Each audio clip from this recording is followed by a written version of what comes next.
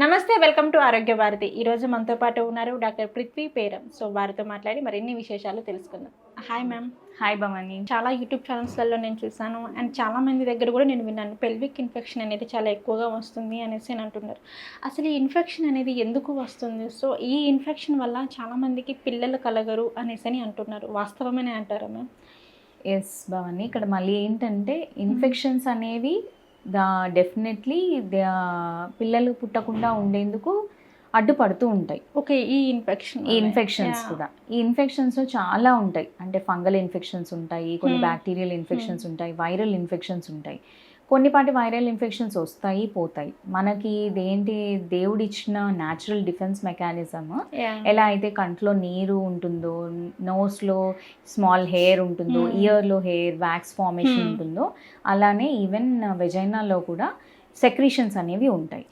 And అక్కడ కూడా అదేంటి, హెయిర్ ప్యూబిక్ హెయిర్ కానీ అక్కడ ఉన్న పార్ట్స్ లేబియా మెజోరా మైనోరా ఇవన్నీ ప్రొటెక్టివ్ డిఫెన్సివ్ మెకానిజంలో హెల్ప్ అవుతాయి. అక్కడ వచ్చే సెక్రీషన్స్ కూడా డిఫెన్సివ్ మెకానిజంలో హెల్ప్ అవుతూ ఉంటాయి.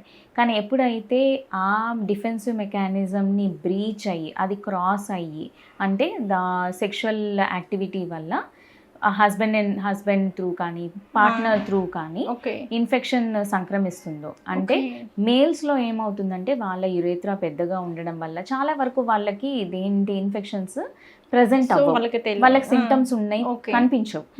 అదే విమెన్లోకి వచ్చేసరికి ఆ సిమ్టమ్స్ తొందరగా బయటపడతాయి.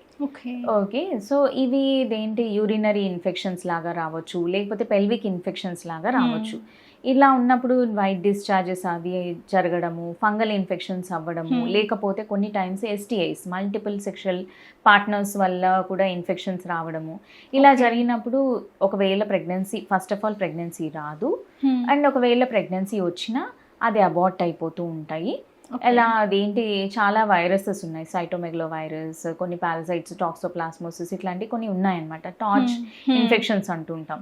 దీన్ని స్క్రీనింగ్ చేసి దానికి తగ్గట్టుగా ట్రీట్మెంట్ తీసుకొని అప్పుడు ప్రెగ్నెన్సీ కంటిన్యూ చేసే ఛాన్సెస్ ఉంటాయి. కొన్ని టైమ్స్ ఏమవుతుందంటే ఇలా ఇన్ఫెక్షన్స్ ఉండి వాళ్ళు ప్రెగ్నెంట్ అయ్యాక అది అబార్ట్ అయిపోయింది. అబార్ట్ అయినప్పుడు లేకపోతే అబార్ట్ అయినప్పుడు చేసే ప్రాక్టీస్లో కానీ, లేకపోతే వాళ్ళు చాలామంది ఈ ప్రెగ్నెన్సీ వద్దు అని చెప్పేసి డాక్టర్ సలహా తీసుకోకుండా ఓవర్ ద కౌంటర్ మెడికేషన్ తీసేసుకుంటుంటారు.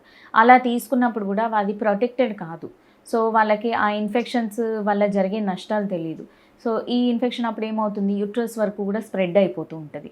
దాన్ని అలా లోపల అట్లానే దేంటి సగం పార్ట్ వెళ్ళిపోతుంది, సగం పార్ట్ లోపలే ఉండిపోయి బ్లీడింగ్ అయితే వెళ్ళి డాక్టర్ని కలుస్తారు.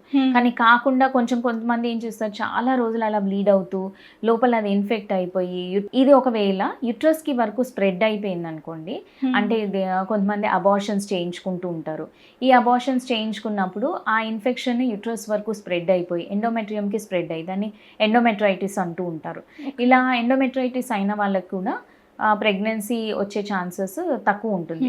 అక్కడ వాళ్ళు దేంటి అండాశయం రిలీజ్ అవుతుంది, ఎగ్ ఫర్టిలైజ్ అవుతుంది, కానీ ఇంప్లాంటేషన్ కాదు, ఫెయిల్యూర్ అవుతూ ఉంటారు.